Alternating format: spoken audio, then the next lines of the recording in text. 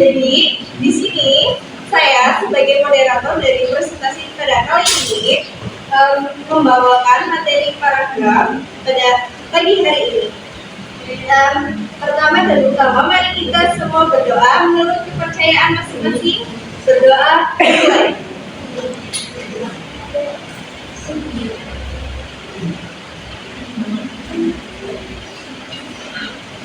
Berdoa selesai. Terima kasih kepada teman-teman yang sudah hadir pada kali ini. Yang kami hormati Dr. Randa Putri Mulfarida, MSI, selaku dosen perampu pada mata kuliah Bahasa Indonesia pada kali ini dan tidak berkenan hadir. Di sini saya sebagai moderator memperkenalkan pemateri pada kali ini, yaitu ada Bapak Dian Gatotana, Tika Rahmawati, Mbak Ujian Tulisan, dan yang terakhir ada Mbak Tika Arvinasari. Baik, tanpa berlangsung lebih lama lagi, mari kita masuk ke materi pada kali ini. Silakan.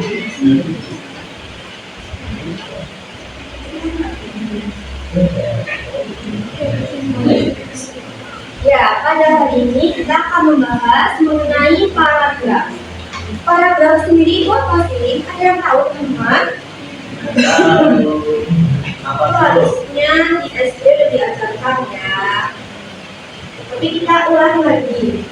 Jadi paragraf adalah kumpulan dari beberapa kalimat yang saling berhubungan dan membahas satu gagasan pokok atau gagasan utama atau ide utama secara padu, utuh serta mengandung kalimat utama dan beberapa kalimat penjelas yang berfungsi untuk menjelaskan gagasan utama atau gagasan pokok atau ide utama tersebut. Jadi paragraf itu ya intinya sebuah kalimat untuk menjelaskan satu ide pokok, kumpulan beberapa kalimat untuk menjelaskan satu ide pokok. Menurut Tarigan tahun 2008, paragraf adalah seperamah kalimat yang berkaitan erat dan membentuk satu kesatuan pikiran. Sedangkan menurut Kraft 2004, paragraf merupakan bagian karangan yang mengandung satu ide pokok yang dikembangkan. Jadi paragraf itu kita punya ide pokok nih, misal ide pokoknya bencana alam akhir ini, yang akhir-akhir ini terjadi. Dan nanti kalimat-kalimat di bawahnya itu adalah sebagai penjelasan dari ide pokok yang kita sebutkan. Lalu ada ciri-ciri paragraf yang baik. Yang pertama tentu saja memiliki ide pokok atau gagasan utama. Jadi tidak bisa disebut sebuah paragraf apabila tidak memiliki ide pokok atau gagasan utama. Yang kedua ada antar kalimat saling berhubungan atau berkaitan. Lah, kalau jadi satu paragraf, otomatis kalimat-kalimatnya itu nyambung sama ide utamanya, sama gagasan pokok utamanya, terus disusun secara runut dan logis. Nah, kalau kita mau membuat paragraf, itu harus urut ya, Mas Mbak. Karena kalau tidak urut, nanti yang membaca itu tidak mengerti apa yang kita terangkan. Lalu yang keempat ada menggunakan bahasa yang efektif, padu, dan jelas. Jadi dalam membuat paragraf juga harus memperhatikan gaya bahasanya, terus tata bahasa Indonesianya, supaya dapat dimengerti, mudah dimengerti oleh orang-orang yang membacanya. Yang terakhir ada terdiri atas kalimat utama dan kalimat penjelas. Kalimat utama ini biasanya terletak di awal ya. Lalu kalimat penjelas itu ada di bawah. Tapi nanti akan dijelaskan ada beberapa jenis paragraf yang kalimat utamanya itu ada yang di tengah, ada yang di akhir, terus juga ada yang di awal. Selanjutnya ada letak kalimat utama. Nah, letak kalimat utama itu nggak selalu ada di awal paragraf. Nah, ada empat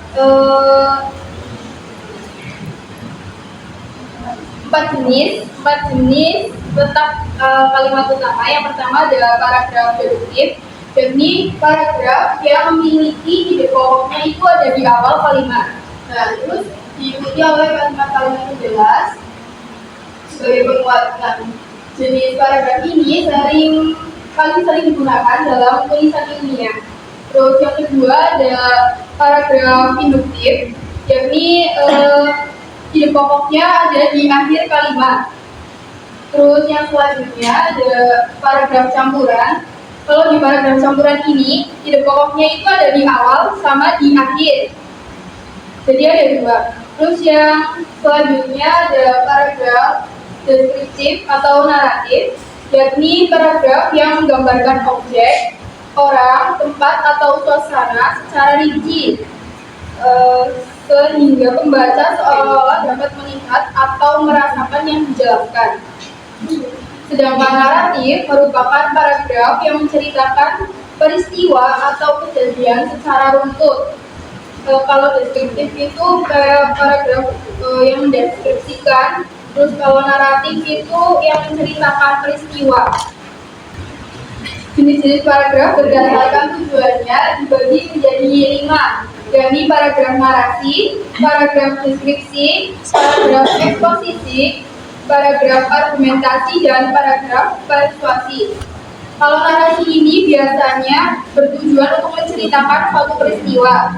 Kalau deskripsi itu menggambarkan objek secara rinci atau mendeskripsikan sesuatu.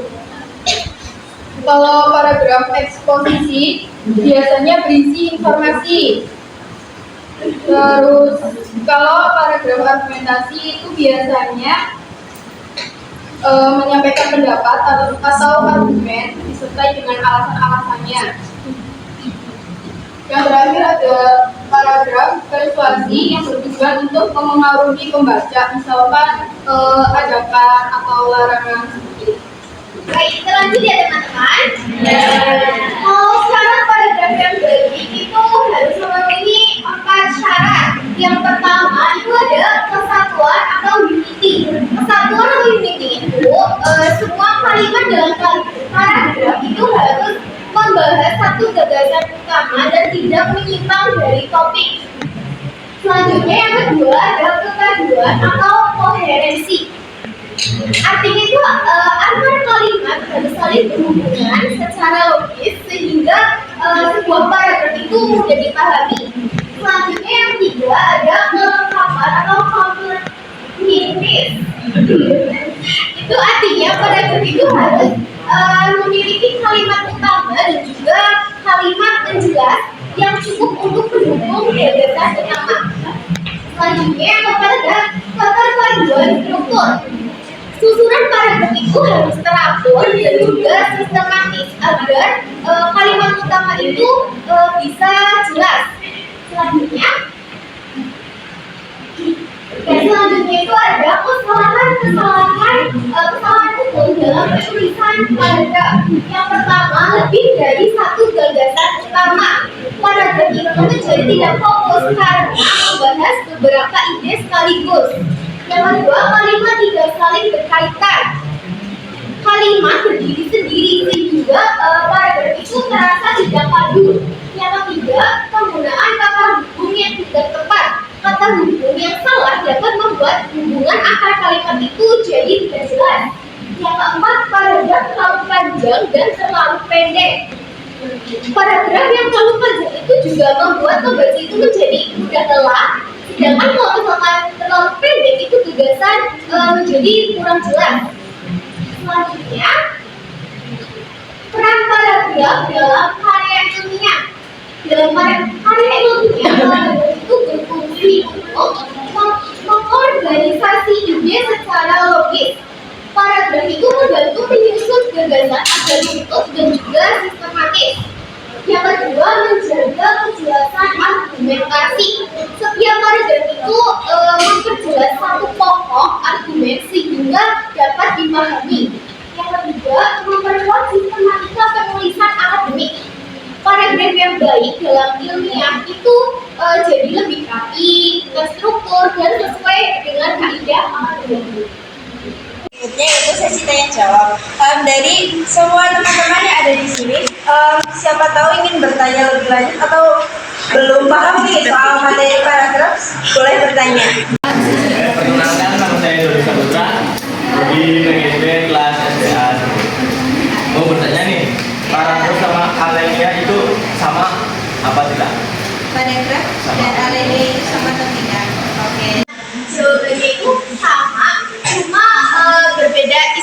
saja. Jadi berada sama alinea itu sinone. Kalau bukan alinea itu istilah lama, tapi kalau bukan paragraf itu istilah yang baru saat ini. Paham? Jadi sama berada sama alinea itu sama pengertian juga. Ya. Assalamualaikum warahmatullahi wabarakatuh. Waalaikumsalam warahmatullahi wabarakatuh. Perkenalkan, nama saya Nisa Faragila. Di sini izin bertanya, kapan sebaiknya menggunakan paragraf naratif daripada paragraf deskriptif? Berikan contoh kasusnya. Sebaiknya menggunakan paragraf deskriptif sama paragraf naratif.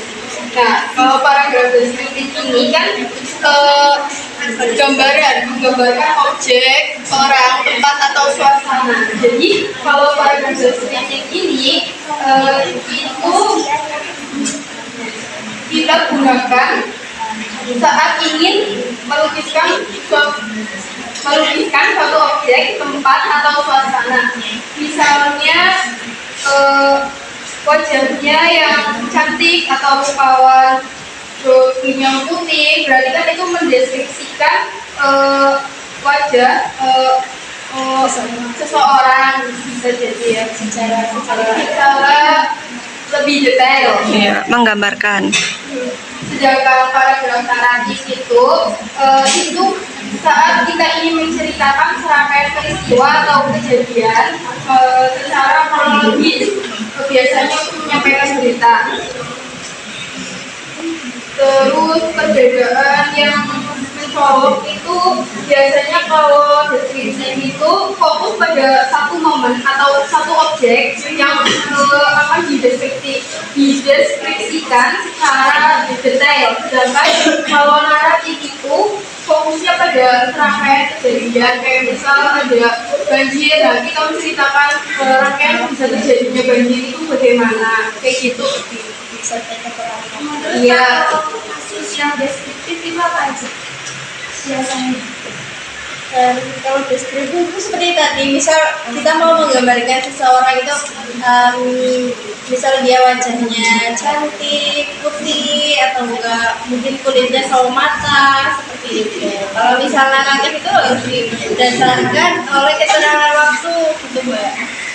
Untuk diskusi pada pagi ini itu adalah koherensi untuk menjaga paragraf agar kita berkesinambungan. Paragraf adalah sebutan untuk sekarang dan adanya itu sebutan yang dulu dan memiliki makna yang sama. Dan paragraf deskriptif fokus untuk menggambarkan suatu objek, sedangkan paragraf naratif untuk menceritakan suatu peristiwa secara global. Terima kasih sudah mendengarkan dan ikut bertanya pada diskusi pada kali ini.